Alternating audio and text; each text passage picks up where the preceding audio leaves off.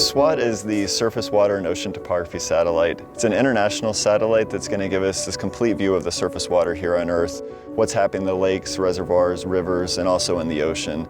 It'll tell us about how sea level is rising along coastlines and in the open ocean, and really give us a good understanding of how surface water is moving about the Earth.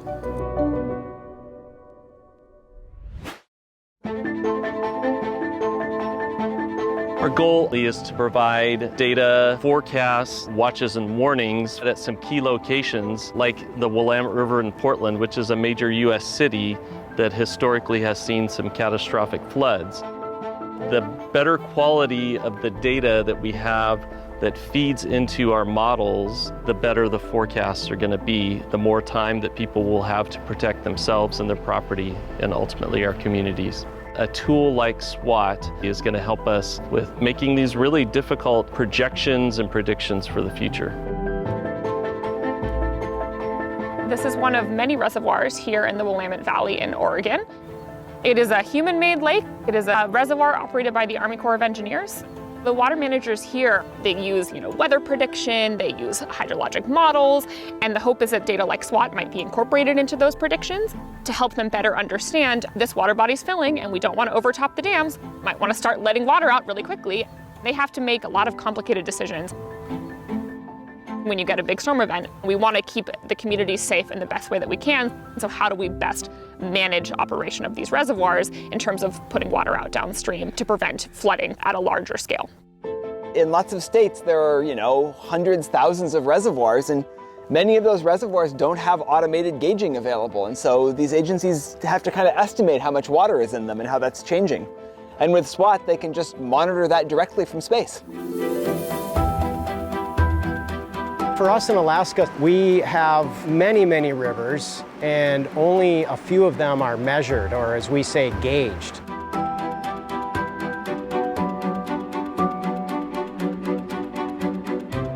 If we have data on when flooding is occurring or might occur, we can get crews out there to look at the bridge to make sure that the bridge and the associated roadway are still safe.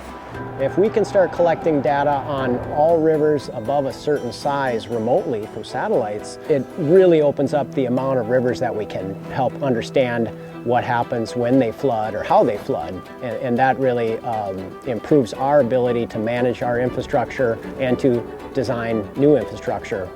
That is where SWOT will really make a big difference. One of the partners we're working with is the Department of Defense, and they're trying to fill gaps in the data that they have along the coastlines. Our military is obviously very concerned about what's happening on global scales, and they have installations across the globe. So SWOT will potentially provide an opportunity to fill in some of those gaps, allow them to make the impact assessments that they need for sea level rise in their facilities. So trying to understand and give them the information they need to plan for and then potentially adapt to these changes is really critically important. Coastal wetlands like the Mississippi River Delta are extremely important because it acts as a buffer between us and the threatening ocean.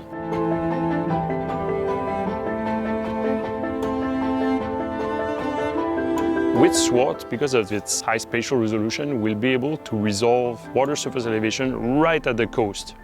So this is quite important because as sea level rises, the ocean will migrate into the land, bringing more salt into the land. So it threatens the infrastructure, the biodiversity in the wetlands along the coast. Hopefully, the types of models that we're producing can support how they decide to manage the river delta.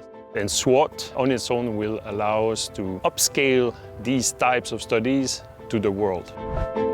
Yeah, I'm really excited about the new information we'll get from SWOT and how we can start to couple it to some of the needs that we see, both at the coastal interface and also on land. I think we can potentially see some immediate impact once SWOT's launched in these communities.